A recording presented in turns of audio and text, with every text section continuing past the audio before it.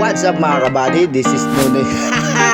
Ngayon ay second day na ng highlights namin dito sa Wando. Kaya let's go! Good morning everyone. Ngayon ay papunta na ako pala neto sa aming pwesto. Kakagising ko nga lang neto mula sa pagkapikit.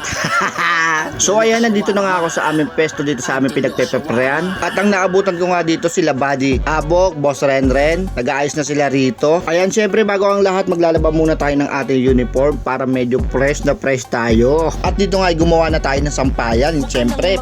Pakita mo nga smile mo, son. Tingnan ako, yung naglalak. At dito open na ang aming shawarma. Kita nyo naman guys na kahit napakaaga at mainit, meron ng bumibili. At dito nga ay katatapos ko nga lang tantarin lahat ng aking mga pangsisig. At dito rin ay naligo na tayo dahil sobrang pawis tayo kanina. Ayan, kita nyo naman nakabihis na tayo para ready na mamaya. Ayan, unang sala nga ng sisig natin, ubos agad. Thank you Lord. Ano ba naman sinunoy ng sisig niya?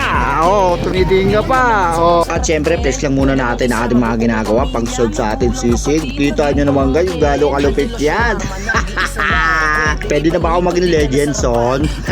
At dito nga ay last na luto na natin ng sisig to. Ubos na ang ating sisig. Para shawarma naman ang ating pagtutunan. Maraming salamat sa inyo mga suki. Ayan, kita nyo naman yung mukha ni Mart. Ayos mukha Mart. At dito nga ay nagpalitan muna tayo ng damit dahil basang-basa na ang ating damit. At kang kita nyo naman guys na ubos na isang stick namin ng aming shawarma.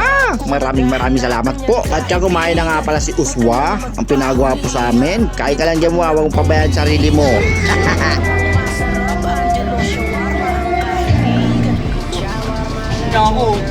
At yun sa wakas ay tapos na nga kami magtinda. At dito nga ay naglilinis na kami ng aming mga gamit para makapagpahinga na. At dahil meron pa kaming third day sa aming highlights, panigurado napakaraming tao na ito at pukpukan na naman ang labanan. Kayo na po ang bahala sa aming mahal na Panginoon. Naway bigyan niyo po kami palagi ng blessing at lakas ng aming pangangatawan. Salamat po Ama. Peace out Joe. At yun, nakauwi na nga pala kami dito sa aming apartment na inuupahan. So ayan, maraming salamat sa panonood nyo guys. May third day pa tayo ng ating highlights. Hanggang dito na lang ang ating voice over. Salamat sa panonood. Thank you for watching. Dito ka na bumili ng shawarma.